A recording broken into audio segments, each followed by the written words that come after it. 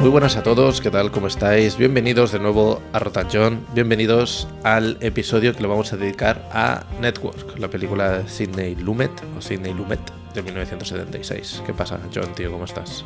¿Qué tal, Rafa? Pues ahí, mira que yo recordaba la película, ¿no? Evidentemente, pero cuando me he puesto a verla, digo, hostia, hay más cosas de rascar aquí de lo que parecía. Tal cual, ¿eh? Yo también la tenía un poco oxidada porque la había visto ya hacía tiempo y me acordaba de momentos muy clave, porque aparte es que hay momentos, los monólogos, todo esto es como que lo vemos constantemente porque es bastante actual, aunque sea una peli del 76, y los tienes presentes, pero no me acordaba del conjunto de la película y no me acordaba de la historia de amor, por ejemplo. Y también hay bastante que comentar allí, o sea que va a ser un programa interesante. Esta era la votación que teníais, con Primera Plana, de Billy Wilder, con Spotlight, y con Buenas noches y buena suerte, de George Clooney. Películas centradas un poco en la comunicación, en la televisión, todo este rollo. Y vosotros y vosotras escogisteis Network, así que hoy estamos aquí cumpliendo como una diana. Aún así, vamos a pasar a recomendar las 4 películas del próximo programa, que ya nos plantamos en el mes que viene. Esto será día 15 de junio. Para el 15 de junio tenemos un especial, como hemos hecho algunos ya últimamente, de un director que ya ha pasado por el canal, de hecho. Sí. Por el canal, por el podcast. Ya ha pasado por el podcast. Tsai Liang. Estuvimos hablando de Stray Dogs, pelicular, ¿verdad? Increíble. No me acuerdo cuáles había en ese listado, pero yo estoy tremendamente agradecido que saliera Stray Había Dogs. buena mandanga en ese listado, si no recuerdo mal. Fue una de estas elecciones que hicimos un poco vida o muerte. Pero vamos, Stray Dogs es una película colosal. Me parece una película importantísima para el siglo XXI, revolucionaria en cuanto a ya no solamente la propia película, sino para el cine de Tsai Liang, también me parece revolucionaria. Y hoy pues vamos a explorar otras 4 películas de él que, o sea, salga lo que salga, ¿no? Entre ellas está mi favorita de Tsai Liang, pero no voy a condicionar a nadie, así que no voy a decir cuál es. Pues mira, nosotros tiramos aquí la ruleta, que caiga donde caiga, y veremos si hacéis feliz o no a John. Sea cual sea, voy a ser feliz, pero... Pues mirad, la primera de las opciones que tenemos es Rebels of the Neon God. Yo la verdad que de Tsai Liang he visto Stray Dogs para el canal, y luego vi A Beating Nowhere, que es una de las del... La última película de la serie Walker, ¿verdad? Exacto. Entonces, sí, yo también la vi en salas. No he visto ninguna de estas 4. Entonces, si tú quieres decir 4 palabras sobre cada una, si las tienes controladas. Sí, mira, Rebels of the Neon God. A ver, hace años ya que vi estas películas, ¿no? Pero...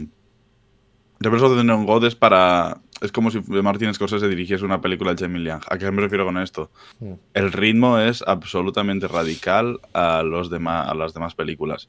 Y siendo un ritmo lento, aún. Pero es, si no recuerdo mal, su primera película. Y muy juvenil, y sobre unas bandas y sobre un poco el crimen. Y es una película que es bastante más rápida de lo que suele acostumbrar Tsai Liang. Vale. Muy interesante en cuanto a conceptos y sobre todo en cuanto a su cinematografía, que me parece una forma de sentar muy bien las bases de lo que iba a ser su cine, aunque luego evolucionase a otras cosas muy diferentes. Bueno, pues ahí tenemos la que seguramente será la ópera prima de Tsai Liang. Tenemos también Goodbye Dragon Inn, que es de estas pelis que he visto como en todos los listados de las películas que tienes que ver antes de morir. ¿Tienes algo en mente para comentar de esta peli? ¿Te acuerdas? Sí, o sea, Goodbye Dragon Inn, para los que no sepan, Chen Kai-he creo que era, o King Hu, no sé qué director de los dos directores chinos, taiwaneses muy importantes en la época de los 90, que hacían muchos wuxias y pelis de acción de este tipo chinas. Una de las películas es Dragon Inn, un wuxia entretenidísimo, recomiendo mucho verlo, está muy chulo y es muy buena, es una grandísima película. esta película va sobre la despedida a un cine y a un tipo de cine, pero al cine como tal, ¿no? Es como si la catarsis del propio cine con diferentes personajes dentro. Una de las curiosidades es que uno de los actores fetiche de Tsai Ming-liang es uno de los actores principales de Dragon Inn, de la película original. Y también pulula por aquí viendo la película en la sala de cine. Pero es como si en un cine la gente se levantase de ver la película a hacer petting al baño. Vale. Me interesa. De momento me interesa. ¿Tú crees que es importante ver Dragon Inn? No. Vale. No hace falta. Pero si la veis, pues la disfrutaréis bastante más. Porque hay trozos de la propia película dentro de Goodbye Dragon Inn. Pues a lo mejor nosotros, si cae esta, nos podemos comprometer para hacer un no tengo ningún problema. Está muy chula Dragon Inn, ¿eh? O sea, súper divertida. Pues ahí la tenéis, segunda opción. La tercera es Vive l'amour. Aquí cambia el idioma del título. No sé si está rodada en Francia, no tiene nada que ver. No recuerdo bien. Pero bueno, esta es muy famosa porque tiene el plano este de 8 o 10 minutos de una mujer llorando en plano fijo. Ah, vale. Pero no quiero decir mucha cosa de la película. Me parece una de estas este tipo de películas que te suelen un poco cambiar la percepción de lo que puedes llegar a ver en el cine, ¿no? Por extraño, ¿no? Porque al final es un chaval que anda colándose en una casa en la que están vendiendo y hay una chica que también creo que es la vendedora y está llevándose parejas a esa casa y algunas veces coinciden en el mismo espacio.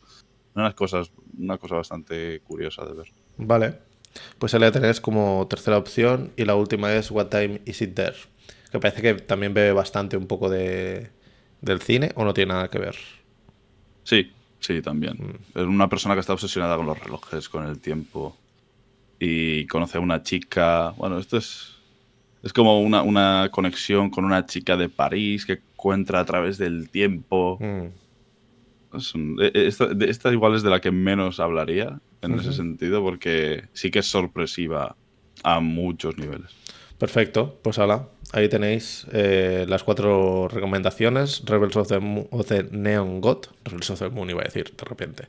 Rebels of the Neon God, Goodbye Dragon Inn, Vive l'amour y What Time Is It There. Tenéis las 4 opciones, recordad, en nuestra cuenta de Twitter, donde tenéis que entrar a votar por vuestra película favorita y nosotros nos plantamos aquí en un par de semanas para hablar sobre ellas. Por el momento, Network, del 1976. La peli seguramente más conocida de Sidney Lumet, pero es que es muy difícil porque tiene muy buenas pelis. No, la más conocida sería 12 hombres sin piedad. Ya, también. Es que 12 hombres sin piedad. Bueno, Sidney Lumet es ese tipo de director colosal en la historia del cine. Ya yo creo que te iba a decir, no tanto por lo que es cinematográficamente, que también, sino por los, no sé, cuántos bangers, ¿no? Como se dice ahora, cuántos bangers tiene Sidney Lumet. O sea, tiene un buen puñado de películas legendarias. ¿No? Sí. Entre 12 hombres sin piedad, Network. Voy a hacer un repaso así un poquito rápido, pero... tiene también... ¿cómo se llamaba? Bueno, mi favorita es El Príncipe de la Ciudad, por ejemplo, por Sérpico. Tardes la de... no me sale. Es en Perros... Hostia, me estoy confundiendo con Perros de paja. No, esa no es suya. Bueno, Antes de que el diablo sepa que has muerto. Tarde de perros. Tarde de perros. Poco se habla de Antes de que el diablo sepas que has muerto, ¿eh? Que esa peli es increíble también. Antes de que el diablo sepas que has muerto es la última película suya con Philip Seymour Hoffman, ¿no? Espectacular, Philip Seymour Hoffman en esta película. Increíble esa película. Sí. Pero eso, o sea, está llena. O sea, La Ofensa, Sérpico, Network, El Príncipe de la Ciudad, La Colina de los Hombres Perdidos, Punto Límite con Henry Fonda. El Príncipe de la Ciudad también es muy Prestamista. Grandiosa película, El Prestamista. Y así, una tras otra, que la gente te pueda decir, casi sin saber que son de Sidney Lumet, te puede decir igual un puñado. Sí, unas cuantas, sí. Aquí en el 76 venía de Tarde de Perros, creo. Y y vaya girito de la una a la otra, porque me parece que una es del 73, la otra del 76. Aquí está Son con 74 y 76, 74 y 76. Y Está poquito antes tiene La ofensa y Sérpico. O sea, nada mal, es como ese pico de años muy dorados de Sidney Lumet, ¿no? Como tuvo Coppola también en su época de una buena encadenar La racha. conversación, El Padrino 2, Apocalypse Now y todas estas cosas. En esta película dirige un guión de Paddy Chayefsky, que por lo que se ve era un tipo que era bastante influyente en el mundo de la televisión, había hecho muchos programas de tele. Yo no lo conozco, me parece que es como bastante mítico a nivel... Sí, siempre se venera mucho a ver el guión de esta película, eso es alucinante, ¿no? Pero yo con el tiempo he de decir de que hay alguna cosita de guión que me chirría un poco más, pero que se soluciona muy bien por la dirección. Sí, yo por lo general es un guión que me gusta mucho, creo que también es guión de texto, de 3 monólogos muy grandes y luego pues las escenas que hay en medio que están bien elaboradas, pero lo fuerte son los textos, como el mensaje, que es bastante hardcore. Y en el reparto está Faye Dunaway, William Holden, Peter Finch y Robert Duvall, como digamos los cuatro personajes protagonistas, aunque también roles más pequeños como el de Beatrice State es importante. De hecho se llevó un premio en la Academia, mejor actriz de reparto, y Ned Beatty se llevó también mejor actor de reparto me parece que Beatrice Straight, o como se llame, tiene el récord o el honor de tener ese premio a pesar de salir 5 minutos en pantalla. Esta es, si no recuerdo mal, es la que hace de mujer de William Holden. Exacto. Es que la escena que tiene con William Holden es salvaje. Me parece una de las claves de la película y absolutamente impresionante, ¿eh? Sí. O sea, se come el mundo esa mujer en esa escena. Y Ned Beatty es el propietario de la cadena, que tiene también ese momento épico delante de William, de Peter Finch, cantándole las 40 en su idioma. Me parece increíble esa escena también. Y también se llevó premio. O sea, que es bastante increíble que la peli cosechara tantos éxitos ya en el 76. Una peli que no ha envejecido. A mí me sorprende tantísimo ver que todo Sobre lo que todo su parte explica final. es que, bueno, es que hasta el inicio hay cosas como de peli de construcción y tal que ya me flipan, que ya entramos en eso, pero el concepto de la peli me parece como tan moderno y es una peli que ya tiene sus años, tiene casi 50 años esta peli. Sí. 66. Casi 50 añitos y bueno, además de ser profética, ¿no? Que siempre se dice esta palabra con Network, justamente, ¿no? Porque los medios de comunicación han ido evolucionando muy a eso. Lo que pasa es que Network no tenía en cuenta, ¿no? Como es evidente, las nuevas tecnologías, las nuevas formas de adaptarse al medio digital, la noticia en formato vertical y todas estas cosas. Pero aún así sigue siendo trasladable a eso, ¿no? A la cultura del morbo, a la rabia, cultura, ¿no? de lo falso, ¿no? De intentar contentar a todo el mundo, pase lo que pase. Sí, yo sobre todo veo mucho la rabia esta de, bueno, convertir las noticias en show, que esto, sobre todo en Estados Unidos, son unos expertos, de traer a un experto, hablar con él, rebatirlo con alguien que está en la mesa que piensa lo contrario y son todo gritos. Aquí en España parece que a nivel informativo seguimos siendo bastante tradicionales y dentro de todas las comillas, porque hay cadenas en particular que sí que se dedican a hacer mucho, pues eso, sensacionalismo. Las privadas normalmente. Sí, en el caso, por ejemplo, no tiene ningún misterio de Ana Rosa Quintana o Espejo Público, que ya son más o menos un poco hacia dónde se dirige Network, ¿no? Que es acoger a una figura y tenerla ahí como la referencia informativa cuando es más un show que no un telediario o un informativo más tradicional. Sí, pero el al rojo vivo de la Sexta también, en cuanto a política, ¿no? Y no tanto a la noticia más de prensa a pie, rosa. es muy de ese rollo. Sí, yo sí que veo mucho eso. Es bastante premonitoria en el sentido de la rabia. Me acuerdo de Matías Prats en sus inicios, que era como una cosa neutra, una cosa muy seria. O sea, muy aquí no opina nadie. Esto es una noticia objetiva, técnicamente, desde el punto de vista de la cadena. Pero ahora sí que hay esa rabia, ¿no? A nivel de comunicación, parece que los periodistas en general, o el punto de vista se acostumbra a ser como mucho más hooligan, mucho más beligerante, y Network ya tiene eso. Como lo que pasa es que Network sale de una forma orgánica y espontánea, dentro de la locura que sufre este personaje, que ya hablaremos de esa locura. Es algo como mucho más natural, ¿no? Parece que no está como diseñado, que creo que ahora sí que hay mucho diseño dentro de lo que vemos, aunque el papel de Faye Dunaway es diseñarlo, que es un personaje que yo no me acordaba que era tan importante, ¿eh? Sí, sí, es el andamiaje, ¿no? Un poco de la estructura casi corrupta de la propia televisión, pero que es una figura que vive por y para eso. O sea, no es alguien que esté desequilibrando la balanza y desequilibrando el statu quo de lo que significa la televisión, sino que la televisión tiene esa figura para que pueda funcionar, ¿no? Necesita alguien frío, alguien calculador, alguien que no le importen las vidas humanas, como literalmente. tal. O sea, porque es una cosa literal. Le importa lo que es el porcentaje de visualizaciones, los millones de personas que estén viendo la tele en ese momento.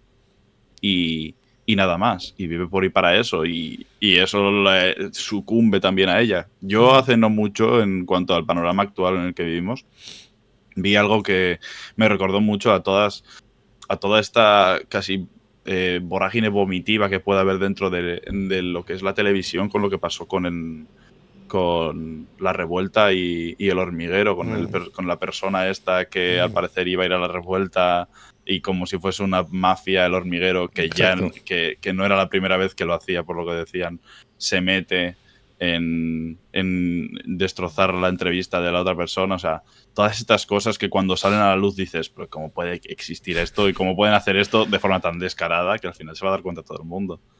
Pues imagínate lo que hay tras las bambalinas, ¿no? Todas las...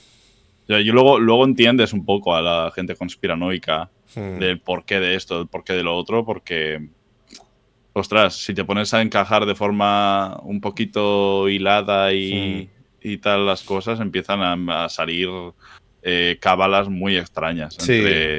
Tanto entre canales de televisión como dentro de propios programas. O sea, ya los de la prensa rosa no me lo quieren imaginar, ¿no? Toda esta gente que va a la Isla de las Tentaciones para poder ir al nuevo Gran Hermano este que tiene otro nombre y luego tener una figura dentro de esto y hacer su nombre en las redes sociales también.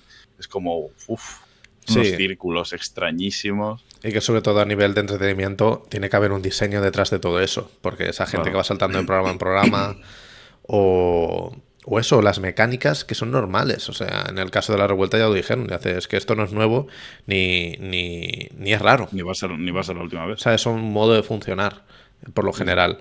Y hablaban de que son dinámicas que están muy establecidas. Y Network pone eso un poco sobre la mesa. Sobre todo, jugar con la miseria, que creo que lo tenemos muy interiorizado. Pero cuando Faye Dunaway habla de por qué no hacemos un programa de terroristas, nosotros como espectadores sí que decimos, ¿en serio alguien se va a comer eso? Pero si te lo paras a pensar, vemos bastante basura que moralmente cuestionable en televisión, en programas. Sí, podemos poner millones de ejemplos, pero es bastante heavy. Lo interesante es que es ella la que lidera todas esas ideas y las que las consigue. Porque al principio de la película, cuando nos encontramos ya con el colega de Peter Finch, que están en ese espacio exterior, que hay un cambio, hay un corte ahí, cuando están los dos riéndose con el chiste del pijama de no lo hagas, tío, no te tires del puente. Corte a los dos en el bar, quiero suicidarme. Ese corte me parece espectacular y durísimo. Se ve como mucho la esencia, ¿no? de cómo están esos personajes, ese estado emocional que sube y baja. Sí. Hasta William Holden se plantea eso, ¿no? Podríamos hacer una serie basado en esto, pero es su colega y él sabe que es una locura, es una idea de borrachos, ¿no? Es una idea de estar enajenados y decir, estaría guapo hacer Pero es lo típico que lo reflexionas y dices, hombre, es moralmente cuestionable y aparte está feo. Pero Ya, pero luego a raíz de eso, Faye Dunaway hace un monstruo televisivo, ¿no? es bastante espectacular. Y, Claro. y es como un personaje dentro de todo este ecosistema, porque Sidney Lumet al principio de la peli se esfuerza, antes de que entren los créditos, a mostrarnos la colosidad de los medios de comunicación, esos 4 planos que hay de la CBS, de la NBC, o sea, de la CNN, sí, no me acuerdo cuáles salen, CNN. la CNN, esos planos que se ve el edificio como hacia arriba, Sí, se gigante. nota ese poder, ¿no? Y No entra en plano. no entra en plano, Son, exacto. son las pocas estos que no entran en plano enteros. Y no hay personas. Vemos como un edificio, ¿sabes? Como un Sí, concepto. sí. Un ente. Sí, es bastante bestia. Me gusta mucho cómo está estructurado el inicio porque vemos como la parte humana con este despido de un tipo que ya está perdiendo los cabales. Pero de ahí saltamos a los créditos y vemos la preparación. Que ese plano de los créditos es muy mítico cuando están en la mesa, que salen ya todos los nombres y sale Network en medio. Como toda esa preparación, si la pusiéramos, o sea, toda esa secuencia, si la pusiéramos al inicio de la peli, no sabríamos qué está pasando exactamente. Pero vemos que con esta sobriedad se cuece algo, porque ya hemos visto estos 2 personajes al inicio, que sí que es verdad que son muy amigos, pero no sé cómo lo ves tú. Yo los veo como muy amigos al inicio de la peli y al final de la peli. Como que William Holden William Holden al final de la peli se coge de Peter Finch como para también sobrevivir él. Pero Para sobrevivir él, mientras él está bien, también dice, bueno, pues está loco y ya está. Sí, al final se notan mucho, ¿no? Las jerarquías aquí. O sea, Sidney Lumet muestra mucho y creo que es una cosa mucho más de guión que de dirección, ¿no? Pero bueno, que la dirección aquí, evidentemente, el cómo enfocas a un personaje o a otro es muy importante, ¿no? La importancia que le das a sus palabras o a su espacio en pantalla. Porque, por ejemplo, el jefe de todos, que muere a mitad de la película, no recuerdo ahora bien el nombre, Sí. me sorprende mucho la decisión de dirección que toma Sidney Lumet, porque cada vez que aparece él no ocupa toda la pantalla, sino que la pantalla se hace grande para enfocarlo a él como casi de cuerpo entero en el centro. Lo hace varias veces y cuando se pone a hablar de forma muy potente, lo acerca constantemente desde una posición muy, muy altiva y muy dominante en frente a los demás, ¿no? Creo que trabaja muy bien lo de las jerarquías y ahí dentro de las jerarquías, pues al final William Holden, si quiere sobrevivir, tiene que adaptarse a lo que su canal, en cierta forma, pide. Si ahora mismo hay que ridiculizar y poner como a un cerdo a Finch, lo va a hacer. Y si luego tiene que agarrarse a él como la tabla del Titanic para poder salir a flote, lo va a hacer. Sí, sí, eso es bastante egoísta. Bastante perdida, ¿no? O sea, todas las vueltas que da, como el personaje de Faye Dunaway le hace la 13-14 para poder estar con él, bueno, no sé qué, que al final es de forma muy burda, ¿no? O sea, en ningún momento ella se esconde. O sea, ya de primeras cuando entra a su despacho le suelta una retahíla de no sé qué, que hay una gitana que me ha dicho tal, que me voy a tener una aventura con un hombre de mediana edad y es como, bueno, pues ya sabes a lo que vas. Pero me parece súper curioso cómo se construyen todas las jerarquías. Hasta en la ropa, ¿no? O sea, me parece un poco ridículo que Robert Duvall lleve la mierda esa dentro del traje, ¿no? Todas las florituras estas en el pecho.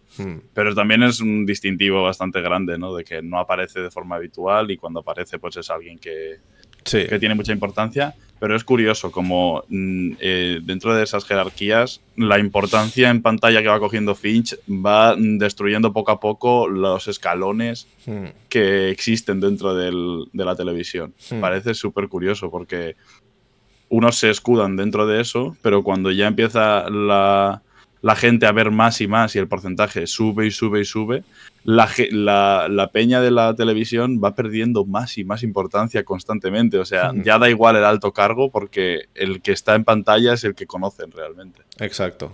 Es una especie de maldición, de hecho, que Finch llegue a triunfar tanto porque durante toda la peli el equilibrio es tan frágil. O sea, estamos tan al borde constantemente de que todo se vaya a la mierda porque este tipo diga otra cosa. Porque al final es un tipo que está enajenado, es un tipo que no está conectado a la realidad. Aunque lo que dice no está tan alejado de la realidad. Pero sí que hay algo ahí de riesgo, de meter a esa persona en pantalla. Ya al principio de la peli lo vemos. O sea, este tipo dice, me voy a pegar un tiro en directo, me voy a suicidar en directo. Y una de las cosas que más me interesa de ese inicio es que nadie le escucha. Nadie lo escucha, que yo creo que por rutina, ¿no? Es como si Matías Prats de repente un día dice, oye, que sepáis que Sí. el jueves me voy a comer un cochinillo. O sea, Tal cual. Y nadie se va a enterar, porque como es una persona que lleva 50 años haciendo el mismo trabajo. Es bastante increíble como desde la sala de control dicen, no entiendo nada. Ahí viene un tipo y hace, que ha dicho que se acaba, que se va a pegar, se va a suicidar. Y de, ¿cómo? ¿No estáis escuchando? No, la verdad es que no. Claro, ese momento de caos, ese detalle es el que hace que estalle todo. O sea, todo lo que ya estaba mal está evidentemente mal. La cadena se sume en el caos. Se empiezan a caer las caretas, que es algo muy interesante, que a mí me gusta mucho. Sobre todo en la escena esa que están comiendo la ensalada. Ya directamente hablan de que esto es un putiferio y que da igual todo ya. Que aunque llevemos trajes y estemos aquí en la cadena, en el edificio y tengamos secretarias, al final somos todos unas ratas que tenemos que saltar del barco o encontrar una solución. Y me gusta mucho que se quiten como todos esos protocolos, todas esas caretas. Me recuerda un poco a Succession, en esencia. Sí, tiene un rollito. Tiene un rollito. O sea, al final Succession yo creo que bebe mucho de Network en estas cosas. En el sentido de vamos a quitarnos absolutamente todas las caretas y vamos a mostrar lo que somos y ver de que tenemos que sobrevivir a esto. Al final es por eso me recuerda tanto a Succession, creo, porque es un tema de vendetas, de traiciones constantemente, porque que vuelva a salir Finch en pantalla y nadie le corte es porque Max deja que lo hagan, porque a Max se la han jugado. Entonces, sí, es como una especie de Juego de Tronos, ¿no? Como que van rotando los poderes y cuando ya Diana, Faye Dunaway, entra como en escena y ve ese hueco disponible, es cuando yo creo que ya Sidney Lumet tiene como todas las herramientas como para decir, esto es la televisión, chavales. Me parece que es un personaje, yo creo que es mi personaje favorito de toda la peli, Faye Dunaway, aunque Peter Finch evidentemente es el que se lleva como todos los focos por lo que dice, pero al final también lo subrayan un poco al final, que a mí no me gusta que lo digan tanto, pero me gusta mucho cómo representa la televisión, porque también es como la nueva televisión y la esencia de la televisión, ¿no? Parece que hay también como un salto generacional, no sé si tú lo ves así, si hay como dos mundos dentro de esta misma network. Sí, hombre, evidentemente, ¿no? Y también el género de la persona me parece muy importante, que Faye Dunaway sea una mujer, ¿no? Dentro de una industria en la que ves, evidentemente, en la película que... Muy masculina. Perdón, pero llevo un rato que... No pasa nada. Sí, lo que dices es que es una industria como muy, muy masculina. Y al final creo que ella es la única mujer un poco con poder, porque todo lo demás son secretarias administrativas. Claro, es la única mujer que tiene poder ahí.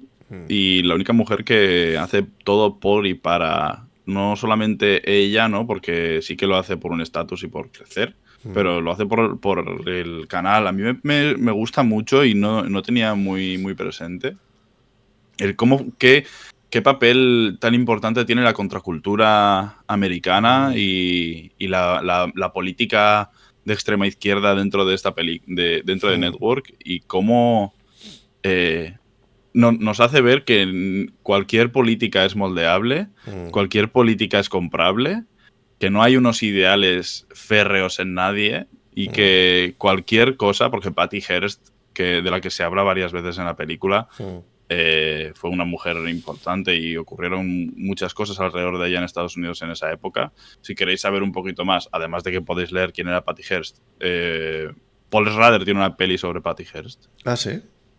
Y le podéis echar un ojo, está bastante bien. Y os enteráis un poquito de todo lo que pasó alrededor de ella. Pero, ostras, un grupo revolucionario de contracultura, de extrema izquierda, que están medio locos, sucumben al dinero.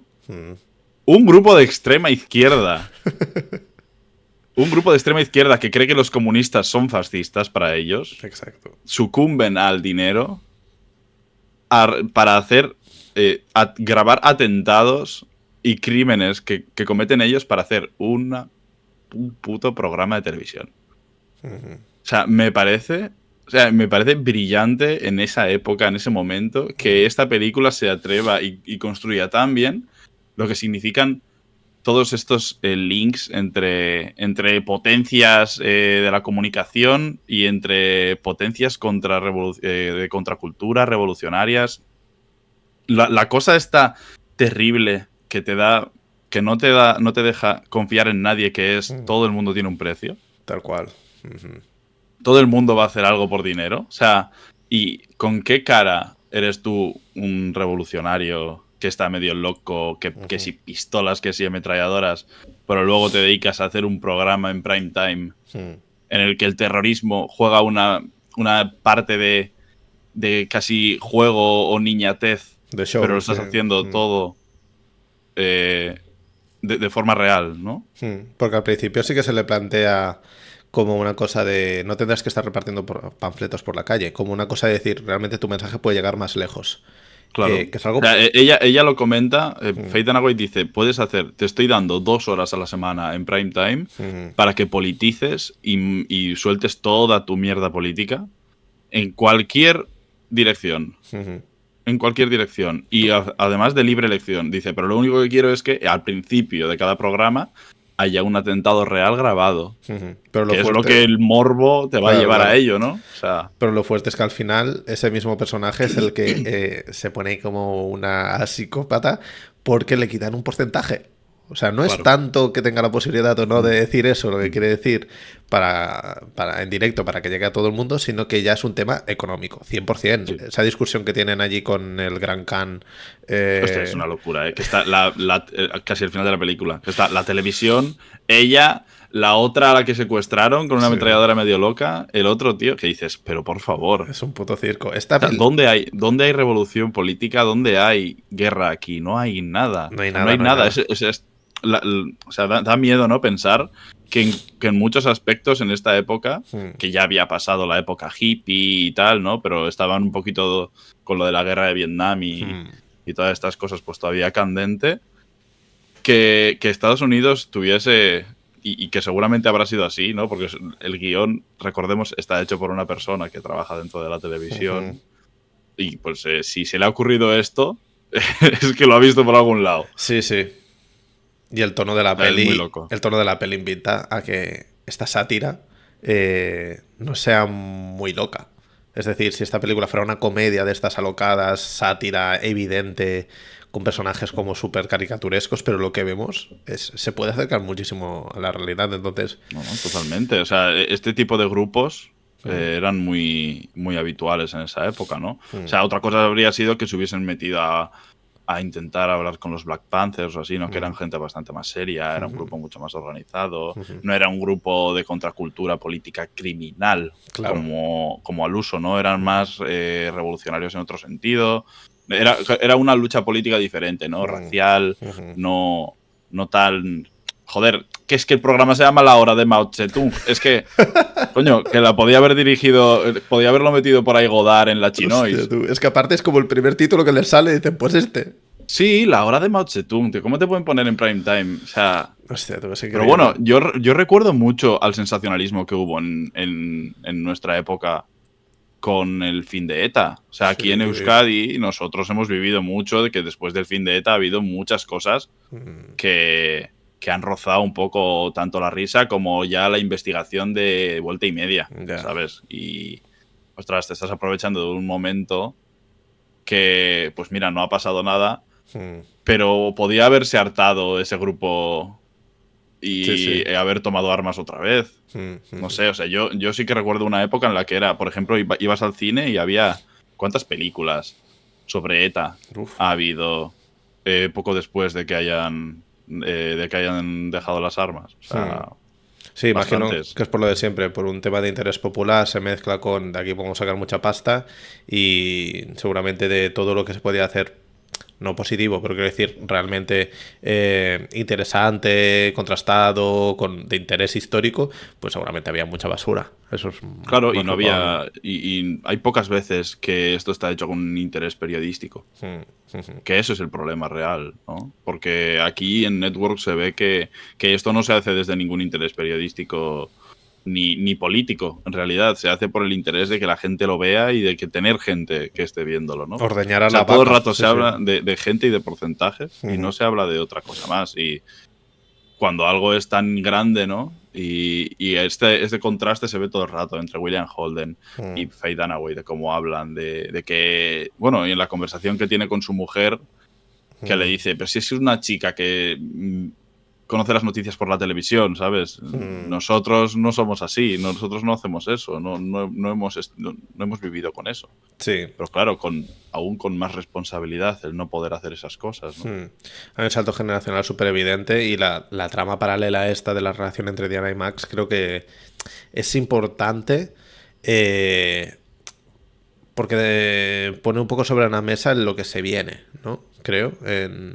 En Network estamos viendo como una realidad muy concreta en la que hay unos estamentos que están controlando esto, pero al final lo que se viene parece que es mucho más dramático. Parece que es como una premonición de Lumet y del guionista de, bueno, aún así, esperaos 40, 50 años, que vamos a ver qué pasa. Porque vemos como Howard tiene problemas de salud mental. Nosotros como espectadores vemos sus sueños, vemos cómo está delirando. Vemos Pero todo empieza dentro de un arrebato más o menos lógico, ¿no? O sea, sí, creo sí, que sí. la enajenación y la locura le viene pues por delirios de grandeza, en cierta forma, nunca mejor dicho. Sí, se va volviendo progresivamente loco con el paso del tiempo. Se desestabiliza mentalmente y en vez de, pues eso, de coger y meterlo en algún lugar y tratarlo, le ponen una cámara delante porque es que está dando dinero. Y y es importante que también la cadena está en la puta mierda. Eso es muy importante. Porque no sería lo mismo, creo, con una cadena que tiene como 4 formatos de éxito, porque entonces sí que es pegarte un tiro en el pie. Pero en este caso es que estos pobres desgraciados no tienen más alternativa. No tienen más alternativa. Y cuando Howard huye de su No, pero es casa, que la ética y la moral no existen en estos ámbitos. claro. Esa es la cosa. Después cuando llegamos a la huida de Howard de casa de Max, que llega al plató, que es la escena mítica, mitológica, que tiene un ritmo esa escena, tío. O sea, parece, puedes ponerle una base de rap y yo creo que entra en todo, tanto por el discurso como por la cadencia del texto, pero también por el montaje. Es la escena esta mítica en la que llega el todo mojado y dice por primera vez, estoy enfadado de cojones y no voy a aguantar esto nunca más. La gente sale a las ventanas. Hostia, es un momento como súper catárquico que tiene como un componente cinematográfico muy fuerte, ¿no? Porque nosotros no podríamos ver esto, ni sentir esto, que yo al menos lo siento cada vez que lo veo con esta escena, sino es con la forma del cine.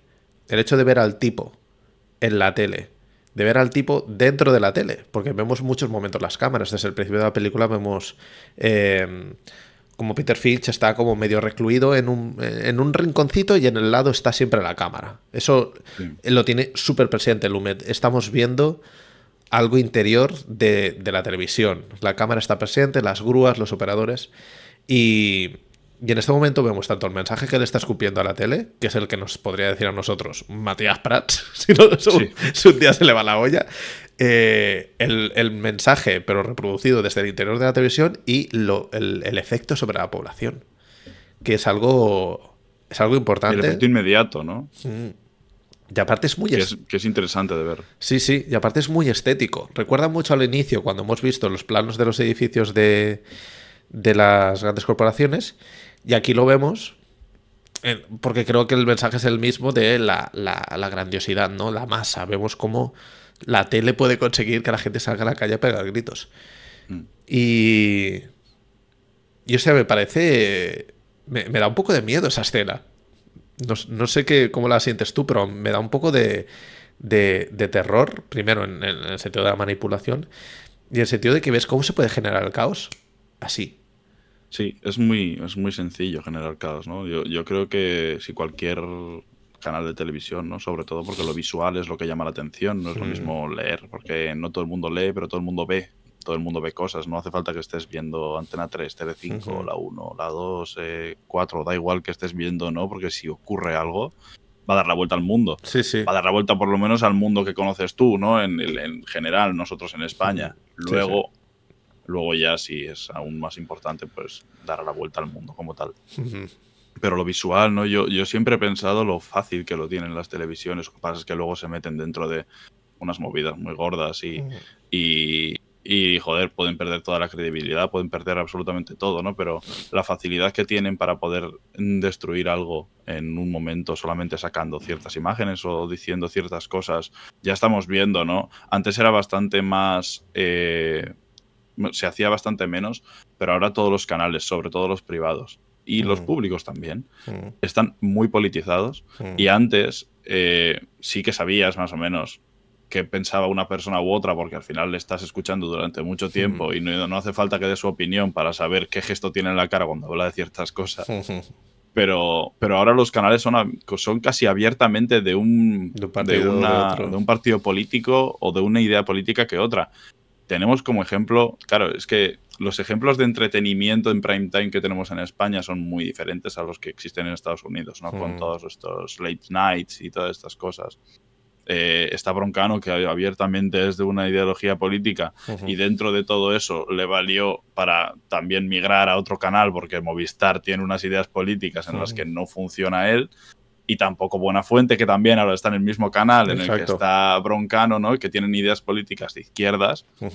Pero tenemos, por ejemplo, a El Hormiguero, que nunca, por lo menos antes, ¿no? En sus inicios, que empezó en 4, fue a Antena 3 y tal, no era un programa abiertamente político, era muy de entretenimiento y casi entretenimiento absurdo en muchos momentos. Sí, muy blanco. Y ha ido virando poco a poco a tener tertulias políticas dentro de su propio programa, que me parece una cosa súper heavy. Y además, no llevando a expertos en política, sino llevando a tres periodistas o 2 periodistas, un humorista que no le hace gracia a nadie y un par de notas que no han sido relevantes nunca y han cogido relevancia aquí, ¿sabes?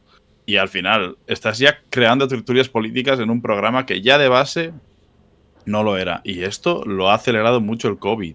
Sí.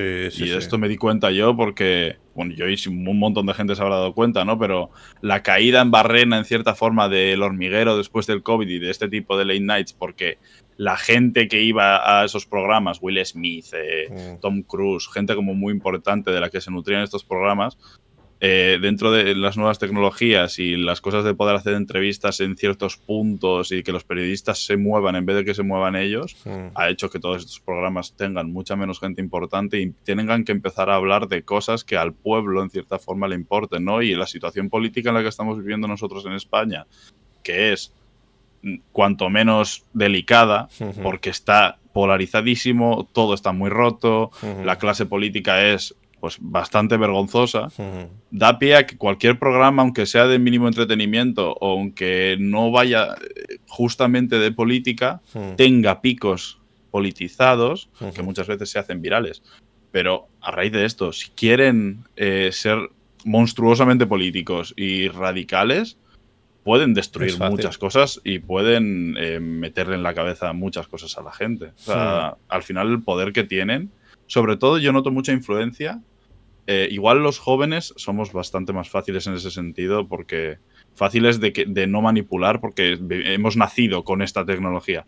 Pero a la gente mayor, que de forma asidua ve este tipo de programas, si les vas metiendo un discurso poquito a poco, que no hace falta que sea muy radical, es como vaselina, ¿eh? No te enteras si estás hablando el mismo idioma. Y es lo que dice Peter Fincher al final de Network, la tele es mentira, la tele es mentira, lo repito muchas veces. Sí.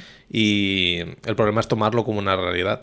Y lo que dices tú, cuando ya hay una serie de discursos, de ideas políticas, sean las que sean, porque al final todas las ideas políticas lo que buscan es que te las creas.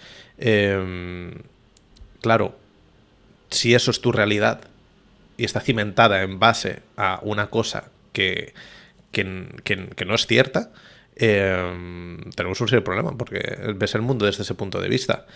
Claro. La gente sale por la ventana a gritar cosas. Entonces, por eso me parece tan... No sé si la palabra es peligroso, pero a mí me da miedo. Me da cierta... Da miedo porque es como cruzar ese umbral que no deberías, ¿no? Claro. Y empezar a ver cómo la reacción de las propias masas a eso. Porque una cosa es ser o saber que eres políticamente de un lugar. Claro, claro. Y otra cosa es hablarlo públicamente y exponerlo. Que es la diferencia que tiene El Hormiguero de que antes se sabía de qué partido era y ahora es que hacen tertulias sobre eso. Claro. O sea, pasas de se sabe que eres pero no dices nada a abiertamente digo cosas. Que recordemos que Pablo Motos tuvo una época muy como Peter Finch en esta película, en la que se ponía en una barra, le hacían le ponían la cámara en primer plano y soltaba un discurso al público. Sí. Y de esto no hace muchos años, ¿eh? No. Es que yo creo que le pasa como un poco lo que dices tú a Peter Finch, como que la tele lo regurgita, ¿no? Cuando vemos después de toda esta escena que ya tiene Peter Finch su programa con el set y toda la mandanga, es evidente, Sidney Lumet está diciendo, ahora se la ha comido la televisión, lo vuelve a expulsar y ahora ya es como potenciado por 14. Y es lo que dices tú que pasaba un poco con Pablo Motos, que pasó de hacer chistes estúpidos, que el hombre negro haciendo no sé qué, las hormigas haciendo lo otro y Flippy haciendo movidas, que era como una cosa de entretenimiento súper limpio, a yo represento el programa y el programa tiene mis ideas. Y claro, si sus ideas son de multimillonario, evidentemente, ideas de multimillonario que tiene todo el tiempo y el dinero del mundo, pues están muy desarregladas de la realidad. Daba miedito, ¿eh? O sea, yo recuerdo esa época que no fue poco tiempo, en la que al final del programa decía, no sé cómo le llamaba la sección, si la reflexión de Pablo, no sé qué era, pero era un plano fijo en el que cambiaba el escenario y hablaba él apoyado, que era como... Por favor, ¿qué es esto? O sea, ¿qué es esto? Que parece el final del triunfo de la voluntad, tío. Por favor. O sea, por favor. Es bastante... Aquí tenemos un ejemplo bastante claro de cómo cómo la televisión coge algo que puede ser relativamente puro, limpio y le da voz a alguien que, pues eso, está un poco desconectado de la realidad. Decimos este nombre en concreto porque es como el caso más flagrante, pero bueno, podríamos hablar de Rojo Vivo, podríamos hablar de todo tipo. programas. Lo que pasa es que justo me encaja muy bien porque hubo una época medio de enajenación dentro de ese programa. Sí. Con el auge de otros programas y el miedo de que desaparezcan o de que bajen de audiencia, ¿no? Porque durante muchos años en nuestro país, en los que nos escucháis de otros lados, en nuestro país ha habido un programa de prime time objetivo, que era El Hormiguero, y no se ha podido desbancar durante 15, 20 años. Sí. Y han empezado a surgir otros programas que ahora a la gente le interesan más, pero hubo un cambio en el COVID con el cambio también de formatos y cómo se consumía internet y cómo se consumían las imágenes, que dio pie a que a este hombre se le fuese la cabeza en algunos momentos y hiciese discursos a pantalla como si fuese un líder político, que era una cosa muy terrible. Le ha pasado. Era una cosa muy terrible. Yo creo que Antena 3 le dijo, oye, tío, te estás pasando. O sea, ya vale. Por favor. Le ha pasado mucho también esto Cuarto Milenio. Es el mismo resultado. O sea, Empezó a hablar de que en Aranjuez había un fantasma que rayaba las paredes de una casa abandonada y ahora va gente que está medio chalada de la cabeza a decir que las políticas en Myanmar son de tal manera, ¿sabes? Y aparte de ahí sí que porque El Hormiguero al final era entretenimiento, pero en principio Cuarto Milenio, dentro del rigor periodístico que comporta un programa de esa temática, allí se han llegado a decir auténticas barbaridades que no se han podido contrastar, se ha demostrado que eran falsas y aún así se ha tirado para adelante. O sea, hay mucho de network en la actualidad. Totalmente. Y además que ahí llevan tribuneros reales. ¿Sabes? Mira, dentro de lo que cabe, dentro de un programa de entretenimiento como es El Hormiguero, el espacio más o menos es reducido, pero eso es un programa por y para ello, en el que se escudan dentro de la falsedad y en el que llevan gente que no es ni experta, pero sí que llevan youtubers, tío. Sí. O sea, no, por favor. que no hay como profesionales reales. Ni una persona que haya estudiado periodismo hay por ahí. Y eso que en la televisión, gente que haya estudiado periodismo se pueden contar con los dedos de la mano, ¿eh? Sí. Pero, hostia. No sé si tú crees que a lo mejor Pablo Motos o... bueno, el de Cuarto Milenio sí que está claro. Cada uno tiene su Diana, porque en la película sí que es verdad que tiene como un pozo importante la relación entre ellos dos después del reencuentro. Cuando decías tú, ¿no? Cuando se muere el presidente de la cadena, se reencuentran en el funeral. Y cómo se reencuentra. Bueno, que pasamos por la escena. Pues que claro, pasamos por la escena de cuando deja a su mujer. William Holden. Ese reencuentro, que es como muy fortuito, muy en la calle, les lleva a volver a su relación. Claro, ¿cómo tiene que ser la relación de gente que está en estas esferas? Gente como Diana, que dice que lo único que me interesa a mí es un 30% de la audiencia y un 20% del share. O sea, le da absolutamente igual todo lo demás. No le importa lo demás. O sea, los humanos son números. Claro, pero ¿cómo tienes que...? Claro, no puedes establecer una relación... Bueno, ya se ve en la peli. No puedes establecer unas relaciones sanas con alguien, primero, que está con esta obsesión por el trabajo y, segundo, con alguien que está tan desconectado de los sentimientos, ¿no? De sentirse vivo. Faye Dunaway en momentos que parece un androide. Sí, no, y funciona por automatismos, ¿no? Hay la casa de Faye Dunaway es una casa muy cuadriculada. Me sorprendió en cuanto a cómo estaba construida. No tiene apenas ningún detalle.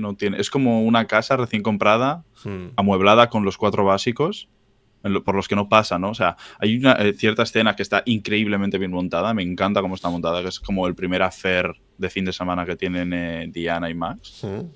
Faye Dunaway y William Holden, en el que están como pasándoselo bien, siendo como los amantes perfectos, pero constantemente ella está hablando de sí, porque tenemos que hacer esto, tal, y el domingo lo más seguro es que si tenemos este porcentaje de audiencia, puedo llamar el lunes a la mañana aquí, y el tío está como intentando comerle los morros, que si le coge de aquí, de la cintura, está comiendo, y ella... No se calla. Creo que el número de gente que podemos tener es como constantemente eso. Y como que le pone cachonda a eso, ¿no? Casi. Y van a follar y habla de eso también. Y es como, ya vale, no hay, o sea, no hay nada, no... Es como si estuvieses hablando con la radio. Sí, y tiene el orgasmo. ¿Sabes? Que habla sola y no tiene respuesta. Lo bueno es que tiene el orgasmo, se cae rendida y sigue hablando. Sí. Tarda como 5 segundos ahí en faint, con la pantalla azul y luego dice, yo creo que si le ponemos un escenario y le ponemos un par de chalaos al lado, él va a parecer cuerdo. Yo creo que debían estar partiéndose el culo en esa escena, porque es que hay esa escena con la que decíamos de los terroristas con los de la tele, son escenas que son claramente ilustrativas de que esto es una sátira y que se está llevando al extremo, pero claro, yo me lo puedo llegar a creer, que hasta que esta mujer se excite con esto porque hay mucho poder detrás de lo que está haciendo. Y es divertidísimo.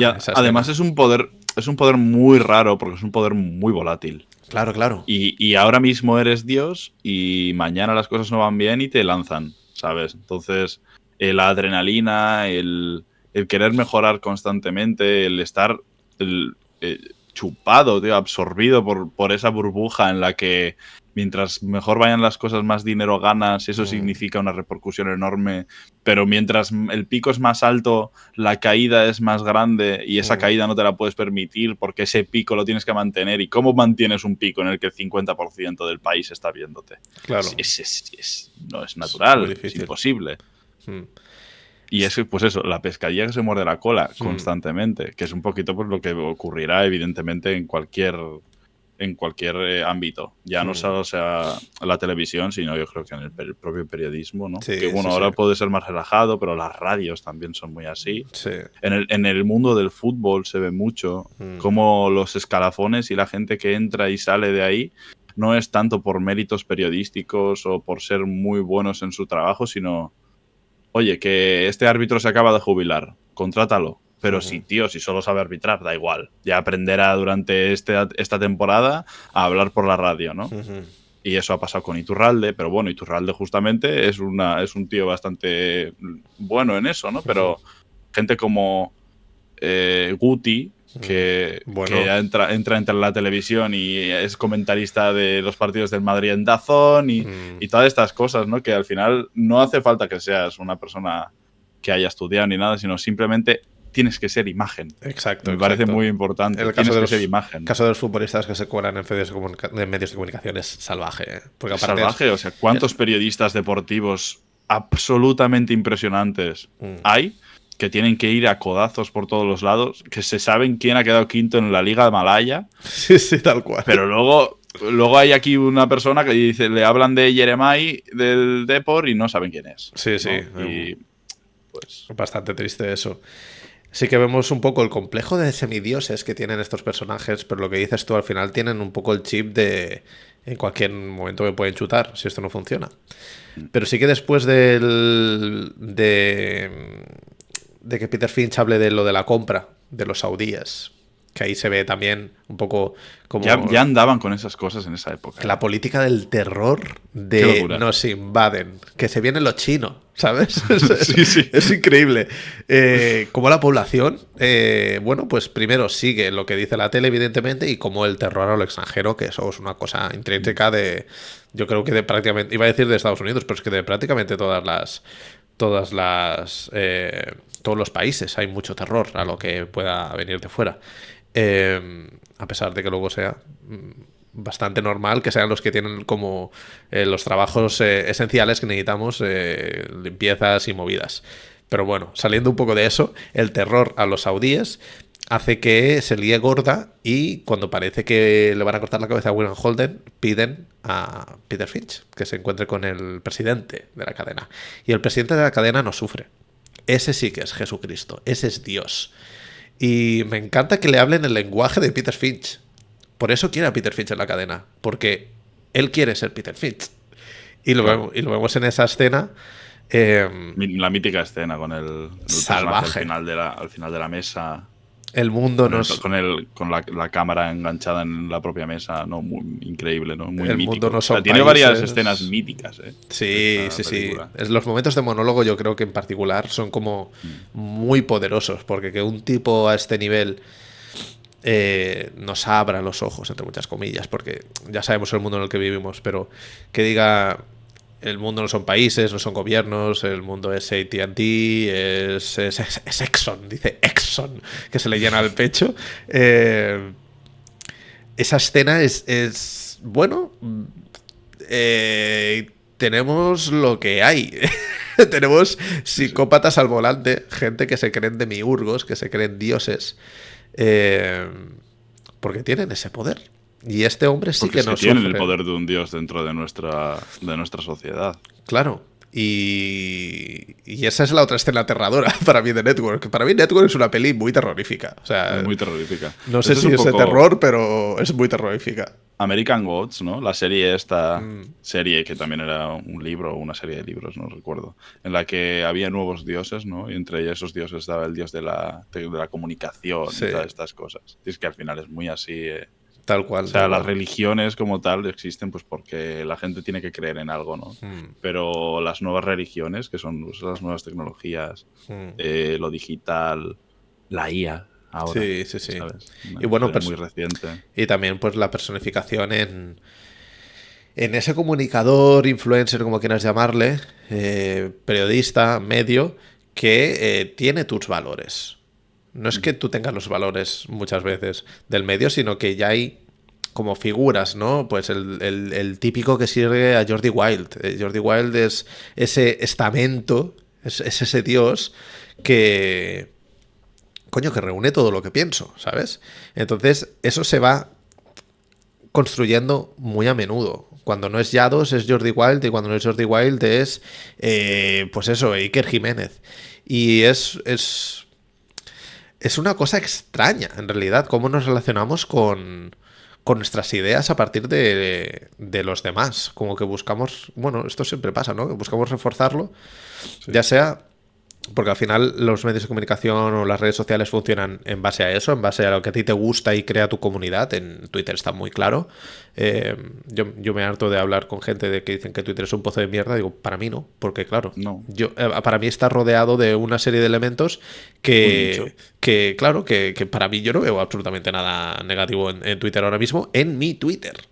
Porque Claro. estamos centrados en un sesgo Porque eso es otra cosa, el muy construir un determinado. algoritmo, ¿no? Es algo que no existía antes, es algo que tú encendías la tele y, bueno, pues puedes decidir ver un canal u otro, pero no puedes Mm, personalizarte el contenido. Ahora mismo el contenido se personaliza y es muy interesante cómo de volátil es esto también, ¿no? En el caso de mm, Jordi Wild, de Yados, ¿no? Pero en el de Yados, más concretamente, por mm, ejemplo, que tiene un culto al cuerpo mm. que se ha llevado muy al extremo en los últimos años y ese culto al cuerpo también lleva un montón de cosas tóxicas detrás, ¿no? Lo Sí. material, lo sexual, pero poco a poco ha ido, cuando el discurso se va agotando, porque esto es una cosa de las nuevas tecnologías, el discurso se agota muy rápido Mm, al existir con estímulos tan constantes, ¿no? Antes mm, tú veías una serie y la veías una vez a la semana mm, o lo que sea y eso era más distendido, pero ahora puedes ver horas y horas y horas durante un día ujú. de contenido. Entonces la gente se tiene que renovar. ¿Cómo Yados ha pasado de ese culto al cuerpo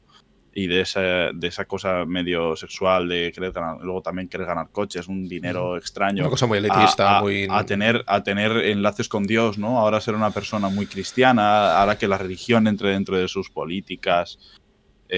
Todas estas cosas de levántate a las 4 de la mañana, Mm, que empiezan a meterse, ¿no? Y que empiezan de forma como una broma y luego se extienden como un meme, pero en ujú. ese momento en el que ha habido una especie de valle en el que la gente ha creído que es real pues hay mucha gente que ya le ha absorbido un poquito la cabeza porque están en un momento un poco vulnerable de su Mm. vida y tienen que agarrarse a ciertas cosas en los que de repente tienes un nota que es de un pueblo al lado de 900 habitantes que te dice que se levanta a las 5 de la mañana Que y duerme es en su como para coche. decirle, Mm. vete a tomar por culo, tío, por Sí, favor despierta porque las cosas no son así. y esos son Pero patrones... son cosas que te absorben porque las estás Mm. viendo todos los días. Y es que son patrones que se repiten mucho. El caso de Yados es el caso de René ZZ y es el caso de Jordi Wild y es el caso de...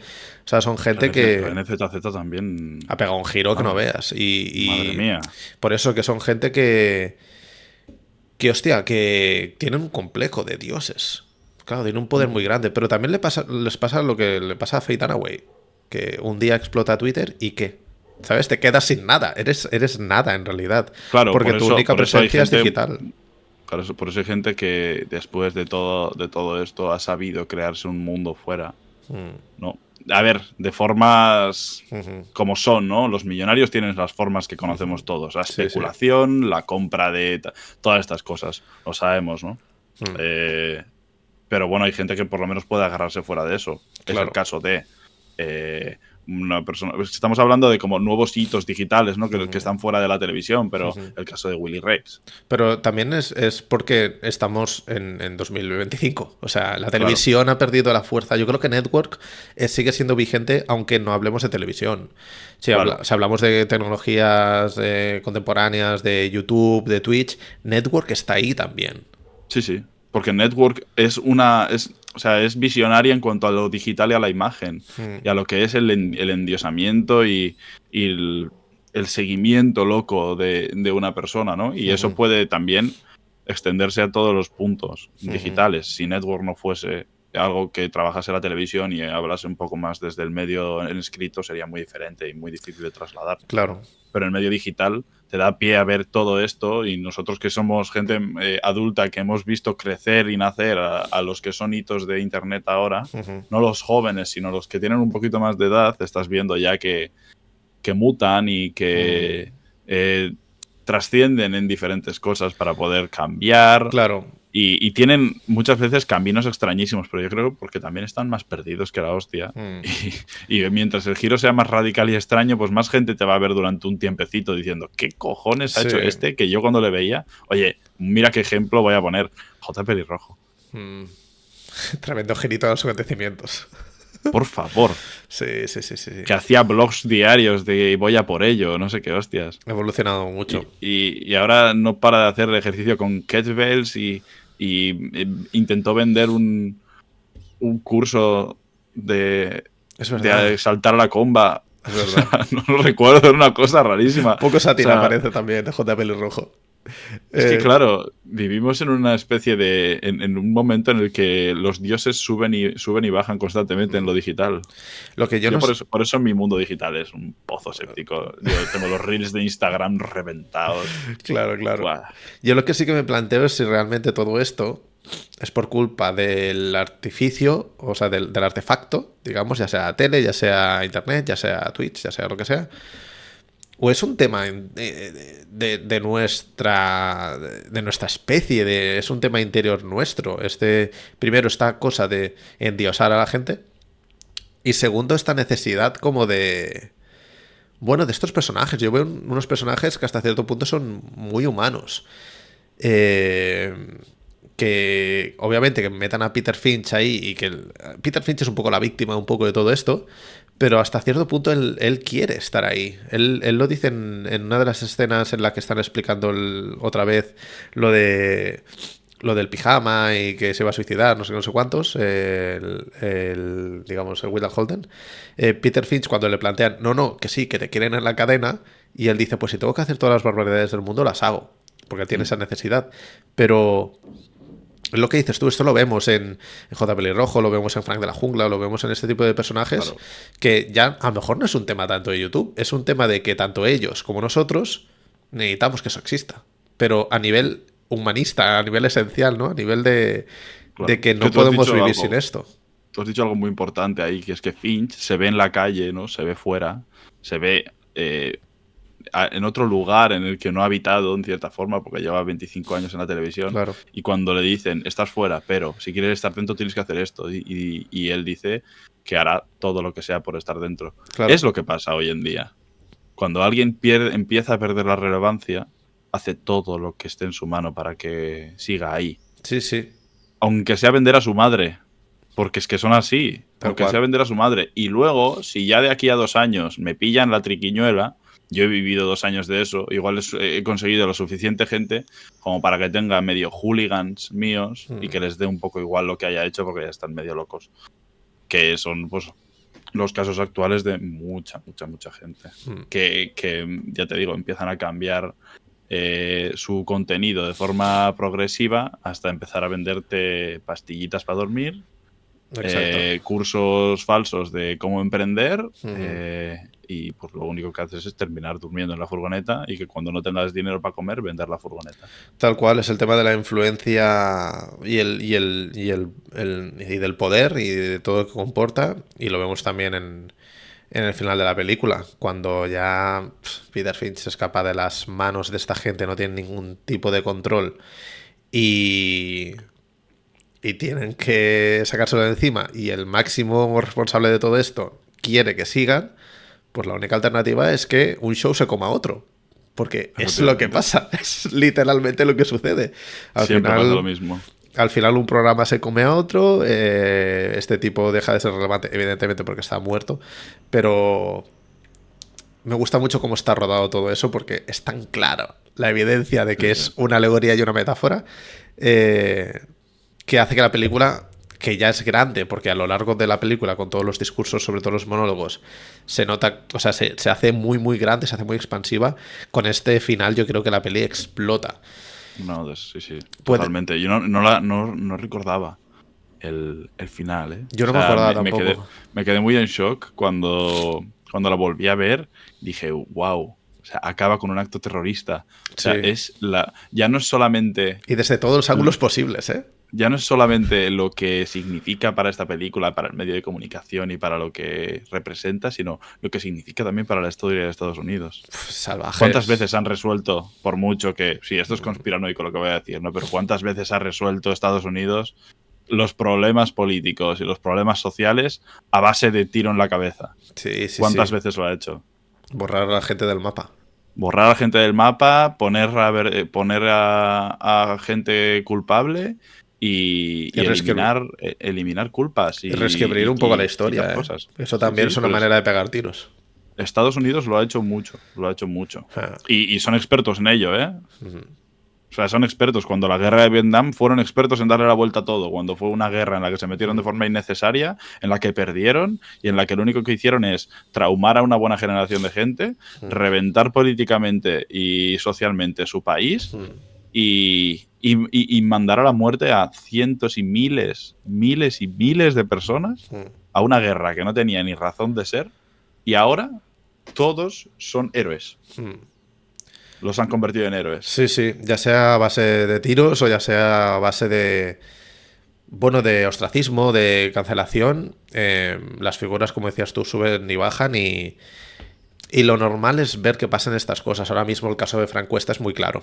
Como una figura que era, no voy a decir que a lo mejor era querida, pero sí que era popular. Todo el mundo conocía a este tipo, todo el mundo había visto sus programas y los que estaban un poco más conectados a su contenido, pues realmente eran hooligans, era lo que hablábamos, esa gente que al final compra un curso o lo que fuera. Otra persona que después de su boom mediático en televisión y tal, ha vivido mucho, además de su figura y tal, de ser abiertamente una persona de un partido político. Sí, o de un partido político o de una idea política muy concreta. Nunca que se ha es algo que escondido. vende mucho hoy en día. Algo que se escondía antes, pero que ahora vende mucho. No, porque ahora también eso es contracultural, revolucionario, Claro, punk. Ahora esa cierta contracultura punk, ¿no? Ahora los punk son los fascistas. Exacto. Esto es increíble. Pero este final alegórico de Network es el final a lo mejor que está viviendo un poco él ahora mismo, porque si no le están pegando un tiro en la cabeza, lo que están haciendo es una cancelación que lo elimina del mapa, literalmente. Ahora ya no estará en todas las veladas de Ibai, ahora ya no estará en todos los canales de YouTube, que también ha sido una estrategia heavy la que ha tenido, con todos los tipos que ha llevado a su refugio. Quiero decir, Sí. ese asesinato en público lo vivimos constantemente. Y que seguramente va a tener más giros esto, ¿eh? Sí, sí, sí. Porque es una historia de no acabar. Bueno, aparte es que esta historia en particular, tela. Pero quiero decir que esos asesinatos en público los vimos constantemente con un montón de personajes. Pasó con muchos, o sea, pasó con el Joyas, pasó con mucha gente que sube y baja. Pasó con, me acuerdo con... Hace poco vi un documental en internet de Remember, un canal que de aquí recomiendo bastante, está muy interesante, que hablaba de la figura de John Cobra. John Cobra, la subida, la bajada, que llegó a postularse para Eurovisión, Foro Coches, cómo está ahora John Cobra. Que lo están más o menos cogiendo los gemelos estos que hacen, pues lo que sería, lo que antes hacían callejeros, lo están haciendo un poquito ellos, ¿no? Exacto. Cogiendo a gente de la farándula. Bueno, la farándula iba a decir. Sí, como un poco la gente que popular está perdida por España y que son un poco tal, ¿no? Pues al final esos asesinatos los estamos viendo constantemente y es heavy. Yo creo que la película al final plantea muchas cosas de forma de forma muy meta, del interior, de cómo funcionan los medios de comunicación, pero también yo creo que pregunta si realmente nosotros creamos a estos medios o los medios nos crean a nosotros. Que creo que es donde Lumet tira el dardo hacia el espectador. Todos somos consecuencia de lo que nos rodea, eso está claro, ya sean nuestros padres, ya sea nuestra posición social en nuestro país, nuestra raza, nuestro color de piel, nuestro sexo, pero eso lo tenemos muy asumido. Lo que no creo que tengamos tan asumido es todo lo que vemos nos hace ser de una manera concreta. Yo lo tengo clarísimo, porque yo todo lo que veo me hace ser como soy. A mí me refuerza mucho el mensaje de lo que yo pienso, porque lo que veo es lo que tiene el mensaje que yo quiero. Eso nos pasa a todos. Claro, pero porque es que ahora tenemos el contenido, como hemos dicho antes, personalizado. Pero creo que es una reflexión que es interesante hacértela, aunque estés en tu zona de confort, aunque estés viendo lo que estás viendo constantemente y que refuerza tu mensaje.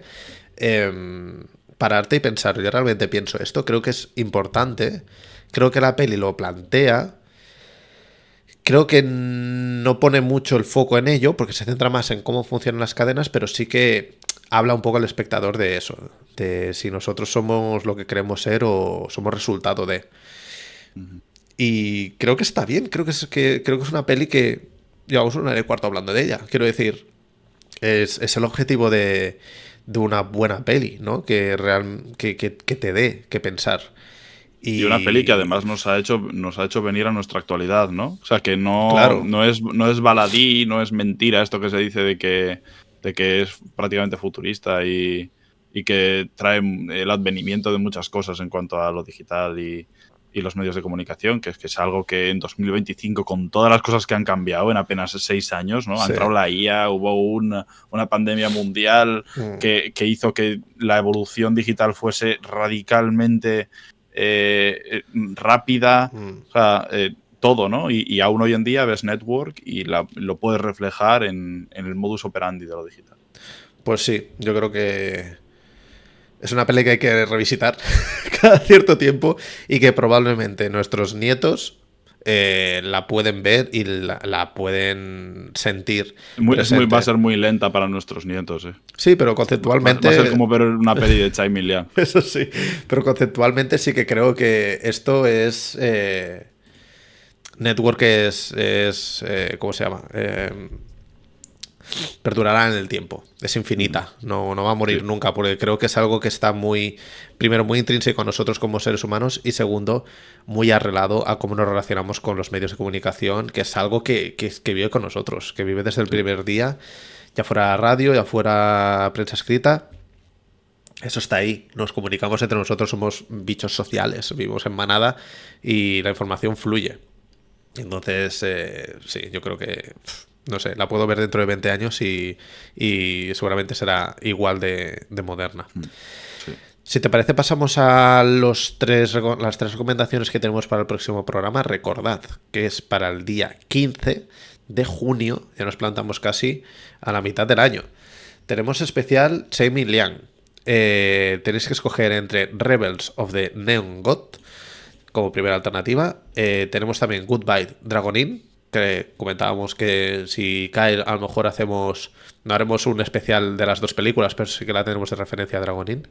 Vive l'amour y como última alternativa What Time Is It There, la película de Tsai Ming-liang centrada un poco en el paso del tiempo, o veremos en qué. Vosotros tenéis son unas relaciones amorosas, cosas. Vosotros tenéis que escoger la peli. Nosotros estaremos aquí para comentarla. Recordad, nos podéis seguir en Twitter para estar al loro de todas las votaciones. También de vez en cuando que hay algún contenido extra. A veces ponemos clipeados de los programas. A lo mejor solo cae algo de Tsai Ming-liang. Veremos, no sabemos por qué estamos diciendo esto, pero a lo mejor hay algo de Tsai Ming-liang durante estos días. Y eso, os podéis seguir en Spotify, en iVoox, en Google Podcast ya no, porque ya no existe, pero en YouTube sí. Entráis, nos comentáis cositas, decidnos qué os ha parecido el programa, decidnos qué os ha parecido Network, si lo habéis visto gracias a Rotan John. Y ya está, John, nos vemos en el siguiente. Sí, Rafa. Un abracito a todo el mundo y a cuidarse. Chao, chao. Chau, chau. Adiós.